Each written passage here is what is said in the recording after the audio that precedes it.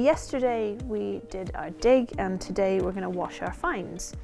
You don't have to wait a day in between, you can wash them when you finish digging. So what we're going to do is we're going to make sure we keep our finds separate. We don't want to mix up our different layers. So I'm going to wash the two very, very small pieces we've got from layer 1 first, and then I'll wash the ones from layer 2. So if you've got your wash basin full of water, you can use a sink, but try not to drop your pieces in. You can use an old toothbrush. Don't steal someone's and wash it with, you know, your mum's toothbrush, your dad's toothbrush, your sibling's toothbrush. They won't like that. Or you can just use a sort of washing up brush. It really doesn't matter as long as it's got a few bristles on it. So you get your pieces wet, and then just get your toothbrush, give it a little scrub, try and get all the dirt off. Dip it in, give it a rinse off so that you've rinsed all those little pieces. And then we're just going to set those to dry.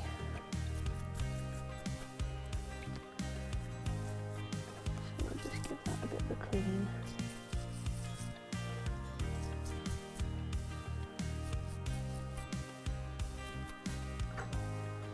Do those, so that's test pit 1. So I'm going to set them out on my bag over here with that little bit of paper towel, just so that they can dry and I know where they're from.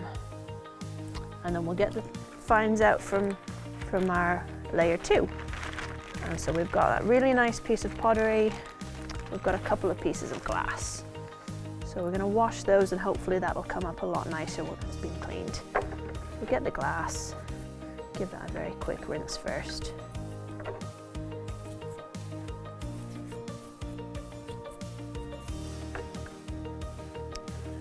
The other one, don't leave it in the sink, that would be a bit dangerous. Glass, and now we'll clean a nice piece of pottery. I might use the bigger scrubber on that one just to get all the dirt off quite nicely from there.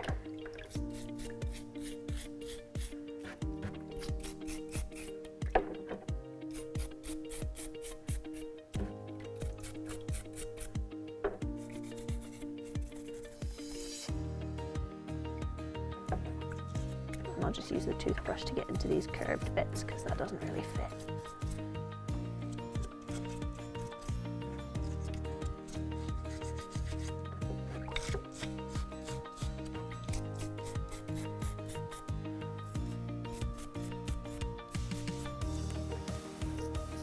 One last little clean. Right, and so those are now ready to dry. And so if you were doing this as an excavation with a university or with a group of people, you'd probably be able to send off your finds to a specialist and they'd look at it and tell you the date. Obviously, you're not going to be able to do that at home. What you can do is you can Google it, you can look on the internet and see what date it might be from, or you can take a picture and send it to one of your sort of local archaeologist things. You could send it to us at Teesside Archaeology, or you could, you know, try and see the archaeologists in the area and they might be able to help you. Right, so while those are drying, we'll have a look at some of the other things that you might find on your dig. You might not find anything this big, but just in case. So we've got here some Roman roof tile. So you can see it's really big and thick and quite chunky, but they would have used that for sort of their houses, villas and things like that. And there's another quite a thick piece there.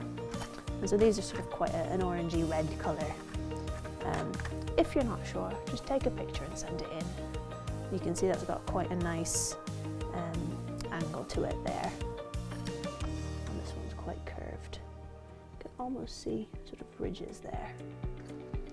And so this one, you might not find any roof tile, you might find smaller pieces of pottery. So this is still quite large, but this is from a moratorium, which is a Roman sort of pot that they would have used to grind things. You can see in here it's quite speckly, and they've included really coarse grit, so you would have ground it down, kind of like a mortar and pestle today.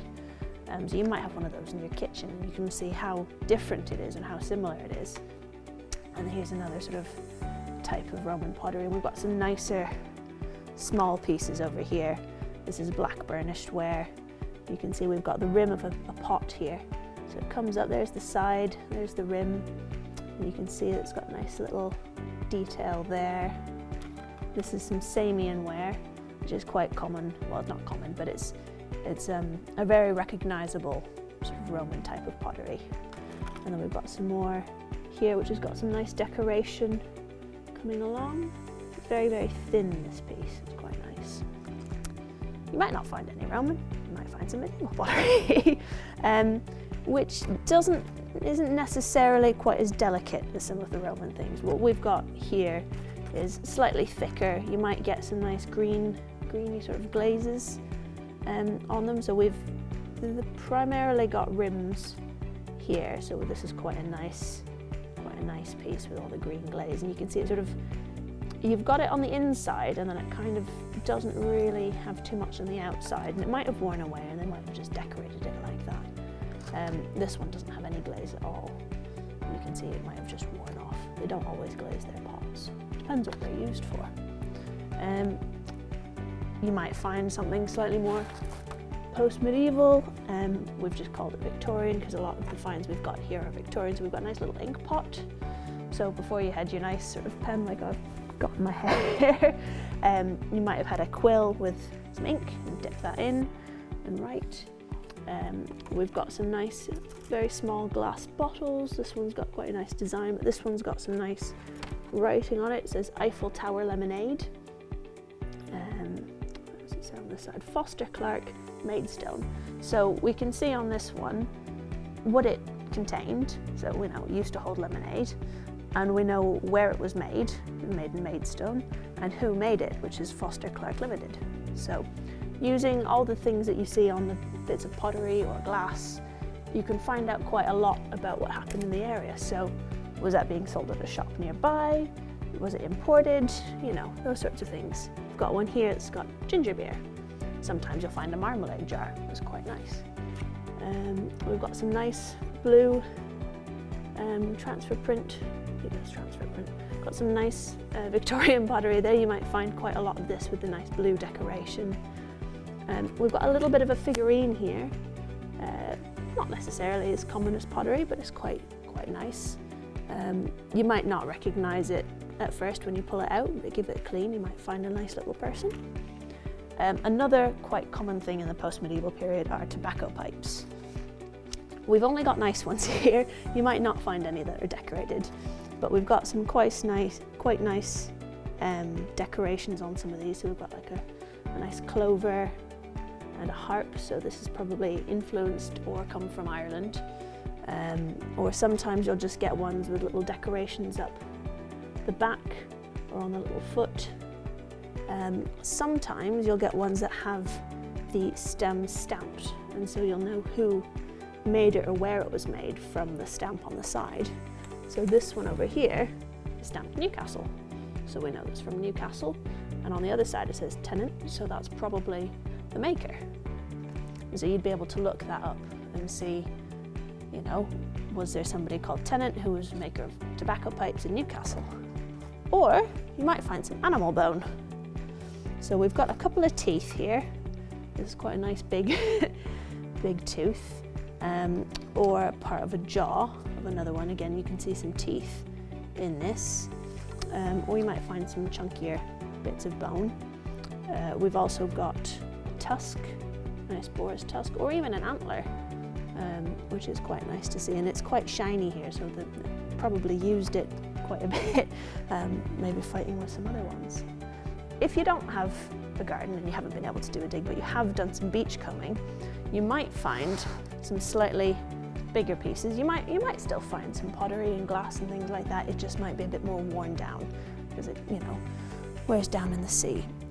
If you're on the beach, you might find some really, really worn down bits of wood, and this is quite nice because it's got some holes in it, and that's where some trenails would have been, and that's these wooden pegs, and they sort of would have gone in there and expanded, and that way it would have been sealed together without having to use metal, which would rust, or at least iron would rust, which is what you'd get if you've got one of these, and the iron gets very, very rusty. So you can see you've got the wood in the middle, and then you've got the iron coming around it, and it's all falling to bits, so I'm going to put it back down. And now we've had a look at the sorts of things that you might find and the things that you might find in your dig or on the beach, and we've cleaned our finds. It's now time for you to go and send us your pictures, and your pictures of your finds or your activities or just your dig. Even if you don't find anything, you can still send us your pictures. And you can use the hashtag #DiggingTheNortheast, or you can email Tees Archaeology if you've got any questions about what you found, you want to know what date it is.